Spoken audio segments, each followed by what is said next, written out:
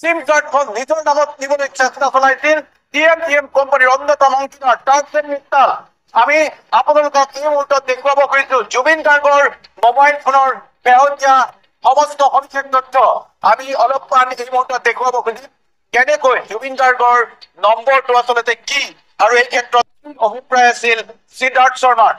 যিসকলে জুবিন গাৰ্গক জানে সেইসকলে জুবিন গাৰ্গে ব্যৱহাৰ কৰা নম্বৰটো জানে আৰু এই নম্বৰটো হৈছে 969681477873।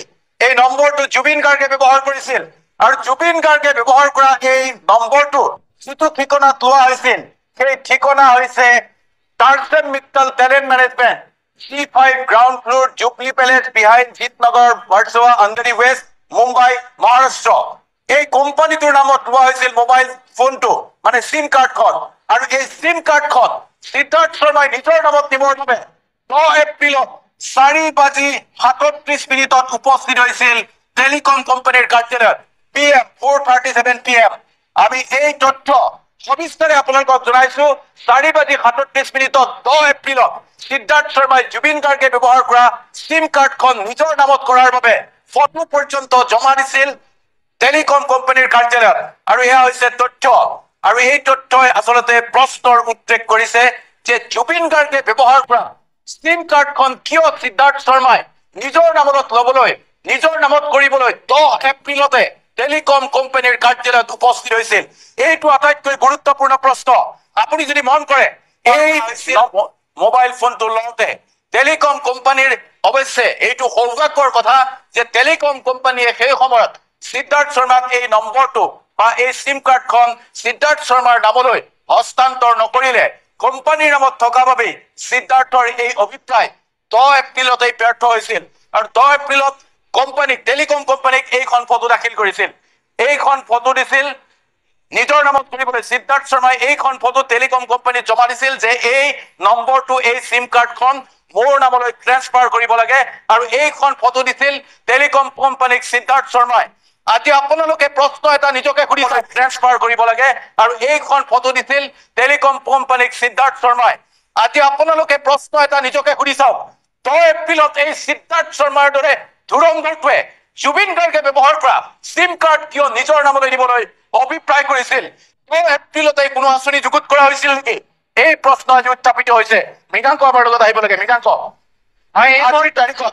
আজিৰ তাৰিখত এটা কথা কওক, জুবিন গাৰ্গে ব্যৱহাৰ কৰা মোবাইল নম্বৰটোৰ সিম কাৰ্ডখন এই সিদ্ধাৰ্থ ধুৰন্ধৰটোৱে 10 এপ্ৰিলত নিজৰ নামত দিবলৈ টেলিকম কোম্পানীৰ কাষ চাপিছিল আৰু সেই টাইম হৈছে 4:37 PM। 10 এপ্ৰিলতে জুবিনৰ নম্বৰ নিজৰ নামত দিবলৈ চেষ্টা কৰা এই ধুৰন্ধৰ টকাবাজ এতিয়াও মুকলি আকাশৰ তলত আছে। আত্মগোপন কৰি আছে নতুন দিল্লীত সমগ্ৰ অসমবাসীয়ে বিচাৰি আছে সিদ্ধাৰ্থ শৰ্মা তুমি ক'ত লুকাই আছে? সিদ্ধাৰ্থ শৰ্মা তুমি বুলি ক'বলৈ আচলতে কোনো প্ৰয়োজন নাই। এই সিদ্ধাৰ্থ শৰ্মা নামৰ পাখণ্ডটো যিটো সিদ্ধাৰ্থ শৰ্মাৰ কাৰণে আজি আমি জুবিন গাৰ্গক হেৰুৱালো সেই নৰপিশাচে এই মুহূৰ্তত দিল্লীত আত্মগোপন কৰি আছে। কাৰণ সিদ্ধাৰ্থ শৰ্মাই টেষ্ট খাইছিল জুবিন গাৰ্গৰ।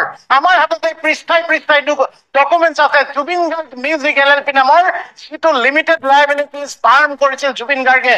জুবিন গাৰ্গে নিচিনা হোজা এজন মানুহক চলাই কথাৰে ভুলাই যে সকলো আত্মসাৎ কৰিব খুজিছিল তাৰ অন্যতম প্ৰমাণ এই যে জুবিন গাৰ্গৰ নিজৰ মোবাইল নম্বৰটো নিজৰ নামলৈ নিয়াৰ চেষ্টা কৰিছিল। এয়া এই কথাই প্ৰতীয়মান কৰিছে। আমি CIDক এই তথ্য দিছো।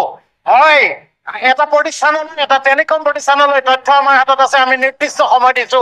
কুমুদ দাসে ইতিমধ্যে উল্লেখ কৰিছে।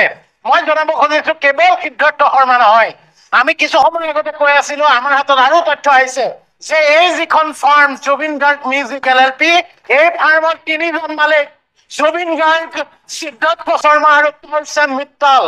টাৰ্কছেন মিত্তালক আমি সকলোৱে ন্যায় দিছো, কিন্তু অসমবাসীয়ে জানি থওক জুবিন গাৰ্গৰ যিবিলাক সংগীত জুবিন গাৰ্গৰ যি সৃষ্টিৰাজি তাৰ মালিক এতিয়া জুবিন গাৰ্গৰ অৱৰ্তমান টাৰ্কছেন মিত্তাল আৰু সিদ্ধাৰ্থ শৰ্মা দুজনৰ নামত থাকিলেহেঁতেন তেতিয়াহ'লে এই ফাৰ্মখনৰ যেতিয়া জুবিন গাৰ্গৰ যদি মৃত্যু হলহেঁতেন ডিজলভ হলহেঁতেন, কিন্তু কোম্পানী একমতে ডিজলভ হলহেঁতেন, কিন্তু এতিয়া নহয়। কাৰণ ইয়াত দুজন পাৰ্টনাৰ ৰৈ গৈছে। কোন তেওঁলোক? টাৰ্কছেন মিত্তাল আৰু সিদ্ধাৰ্থ শৰ্মা। আৰু আটাইতকৈ ৰহস্যজনক কথাটো টাৰ্কছেন মিত্তালৰ কোম্পানীৰ নামতে মোবাইল চিম যিখন চিম এতিয়া সিদ্ধাৰ্থ শৰ্মাৰ হাতত আছে, সেই চিমখন আছে এতিয়া সিদ্ধাৰ্থ শৰ্মাৰ হাতত। সিদ্ধাৰ্থ শৰ্মা আৰু তাৰসেন মিত্তল দুয়োজনে CID তদন্তৰ আওতালৈ আহিব লাগে। আৰু তাৰসেন মিত্তল এতিয়া জুবিন গাৰ্গৰ পৰিয়ালৰ আশে পাশে ঘূৰি আছে। তাৰসেন মিত্তলকো লাগে, কাৰণ তাৰসেন মিত্তলে 30 বছৰ ধৰি গান গোৱা জুবিন গাৰ্গে টকা পইচাৰ হিচাপ ৰাখিছিল, সেই হিচাপ আজি অসমে পাব লাগিব। জুবিন গাৰ্গে এটা মঞ্চ অনুষ্ঠান কৰি কিমান টকা পায় অসমবাসীয়ে জানে, সেই টকা পইচাৰ হিচাপ হ'বনে? ইকনমিক অফেন্স, সেই অফেন্সৰ তদন্ত হ'বনে? কিমান টকা জুবিন গাৰ্গৰ একাউণ্টত আছে, কিমান টকা তাৰসেনৰ একাউণ্টত আছে, কিমান টকা সিদ্ধাৰ্থৰ একাউণ্টত আছে, তাৰ হিচাপ অসমবাসীক লাগিব।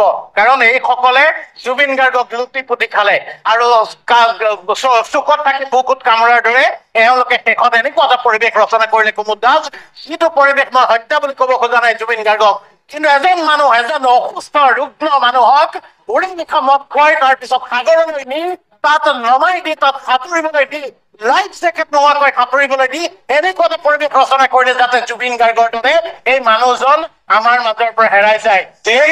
হত্যা কৰিলে হত্যা নহয়, হত্যা মানুহ এজনক পানীত পেলাই ৰং চাই তেতিয়াও সেয়া কি হব, সেই প্ৰশ্নটোৰ উত্তৰ আমি দৰ্শকলৈ ঠেলি দিওঁ। এই পৰিৱেশ ৰচনা কৰিলে চাওক, 3জন designated director, Zubeen Garg musical 3জন ডেজিগনেটেড ডাইৰেক্টৰ, 2জন আছে, এজন নাই আমাৰ মাজত। জুবিন গাৰ্গ নাই, তাৰসেন মিত্তল আছে, সিদ্ধাৰ্থ শৰ্মা আছে। এইসকল লোকে জুবিন গাৰ্গ থকা সময়ছোৱাত যে লুটি পুতি খাইছিল সকলোৱে সন্দেহ প্ৰকাশ কৰিছে।